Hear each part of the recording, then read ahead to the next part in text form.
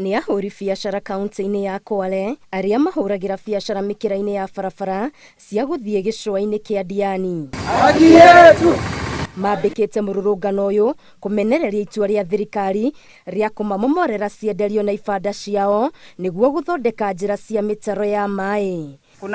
Tunaandamana kwa sababu ya mradi wa maji unaopita na hapa hatujapata fidia na matingatinga na bomoa vibanda yetu. Tunabomolewa vibanda bila malipo na bila kufahamishwa.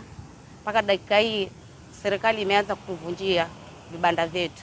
Ahũri biacara aya arĩa aingĩ mendagia mathaga ma kĩndũire, mĩcongo, ciũma na indo ingĩ cia magemio kũrĩ agendi nĩ mokĩrĩire thirikari nĩ ũndũ wa gũtabania ũmomori ũyũ matamenyithĩtio, makiuga indo ciao nĩ cianangĩtwo.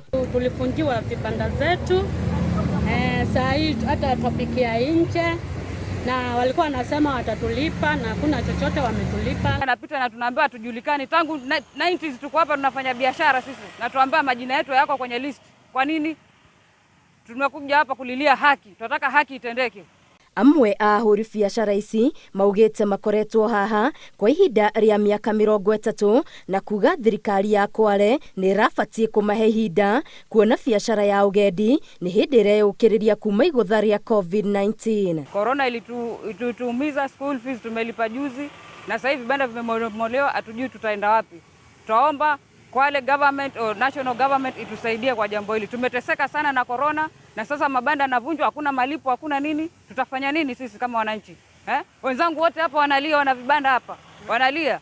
Oho maugĩte thirikari ya Kwale nĩ yagĩrĩirwo yambe ĩmarihe ngarama mbere ya yambĩkĩte waki wa mĩberethi ĩno na magĩe na ũiguano wa atĩ waki ũyũ warĩka nĩ magetĩkĩrio gũcokereria biacara ciao. Hatukatai mambo ya mfereji wa maji kupita, lakini shida ni kwamba hatujakuwa noticed ama hatujapewa notice kwamba tunastahili kuondoka.